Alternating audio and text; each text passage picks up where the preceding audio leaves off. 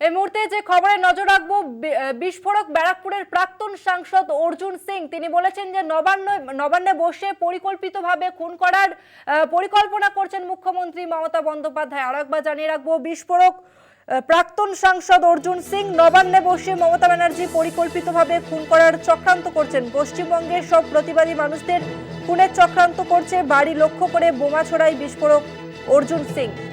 আর এ নিয়ে আরো বিস্তারিত জানবো, আমাদের সঙ্গে রয়েছে প্রতিনিধি শুভজিৎ সিং। শুভজিৎ, ঠিক কি মন্তব্য করলেন অর্জুন সিং? লক্ষ্য করে গুলি এবং বোমা ছাড়ার ঘটনা যে ঘটে, সেই ঘটনার পরে কিন্তু অর্জুন সিং আজকে সকালবেলা সাংবাদিকদের মুখোমুখি হয়ে বিস্ফোরক মন্তব্য করেন যে নবান্নের ঘরে বসে অর্জুন সিংকে খুন করার চক্রান্ত করছেন মমতা বন্দ্যোপাধ্যায়। এছাড়াও তিনি আরো জানান যে শুধু আর গতকালের ঘটনা নয়, এর আগে দীর্ঘদিন ধরে অর্জুন সিং এর বাড়িতে যত হামলার ঘটনা হয়েছে বা অর্জুন সিং এর উপর যত আক্রমণ করা হয়েছে, সম্পূর্ণটাই কিন্তু রাজ্যের মুখ্যমন্ত্রী মমতা বন্দ্যোপাধ্যায়ের নির্দেশেই করা হয়েছে। এরপরেই কিন্তু অর্জুন সিং বলেন যে এর পরবর্তীকালে আমরা হাইকোর্টের দ্বারস্থ হবো এবং আমরা এর মধ্যে আইনত একটি ব্যবস্থা নেওয়ার চেষ্টা করব। আমরা হাইকোর্টের কাছে একটি মামলা করব যে আমাকে কেন বারবার করে এরকম খুন করার চক্রান্ত করা হচ্ছে, কিন্তু আমাকে খুন করা অতটা সহজ কাজ নয়। তিনি আরো জানান যে এইভাবে এলাকার যত তৃণমূলে যত দুষ্কৃতীরা রয়েছে তাদেরকে একত্রিত করে মিটিং করা হচ্ছে বিভিন্ন জায়গায়, যাতে আমাকে খুন করা যায়, আমাকে মুখ বন্ধ করা যায়। এবং তাছাড়াও যে যারা এলাকায় প্রতিবাদ করবে বা এই রাজ্যে যারা প্রতিবাদের কণ্ঠ হয়ে আসবে, তাদের প্রত্যেককে কিন্তু এইভাবে থামিয়ে দেওয়ার কাজ করছেন মমতা বন্দ্যোপাধ্যায়। আজকে সকালে সাংবাদিকদের মুখোমুখি এমনই কথা আজকে জানান ব্যারাকপুরের প্রাক্তন সাংসদ তথা বিজেপি নেতা অর্জুন সিং। ধন্যবাদ তোমাকে শুভজিৎ। আমরা কথা বললাম প্রতিনিধি শুভজিৎ সিং এর সঙ্গে। ঠিক কি অভিযোগ করছেন অর্জুন সিং, শোনাবো আপনাদের।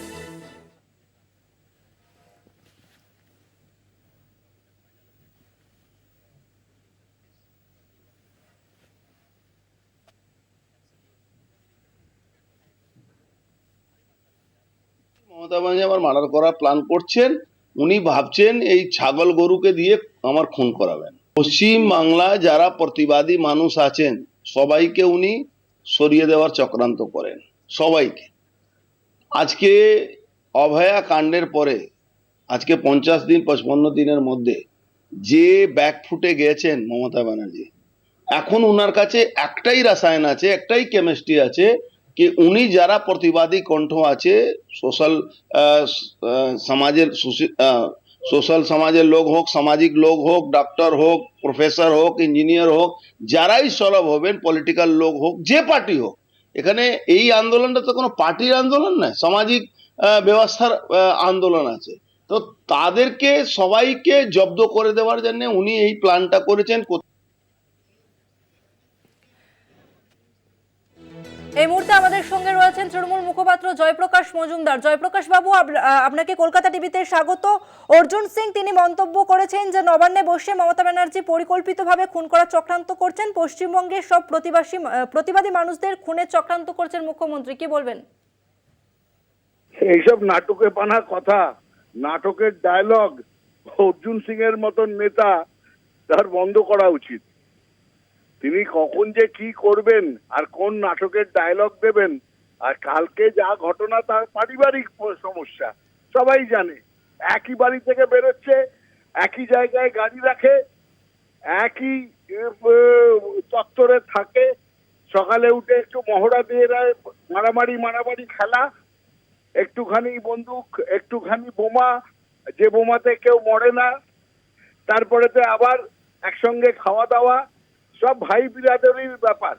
এসব নাটক, আর সেই নাটক নিয়ে এখন রাজনীতিতে ভেসে থাকতে চাইছেন আপনারা। একটা বহুল প্রচারিত টিভি চ্যানেল, আপনারাও অর্জুন সিং এর কথা বলছেন। মিলিয়ে যাওয়া একজন রাজনৈতিক ব্যক্তিত্ব, পশ্চিমবঙ্গের রাজনীতিতে যার কোনো রকম প্রাসঙ্গিকতা নেই।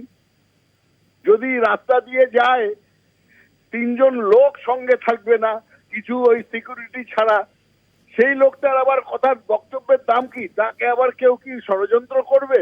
ও তো এমনি রাজনৈতিক ভাবে মৃত, তাকে আবার মারার কে ষড়যন্ত্র করবে? এসব হচ্ছে নাটক করে রাজনীতিতে বেঁচে থাকা। ধন্যবাদ আপনাকে জয়প্রকাশ বাবু। আমরা কথা বললাম তৃণমূল নেতা জয়প্রকাশ মজুমদারের সঙ্গে।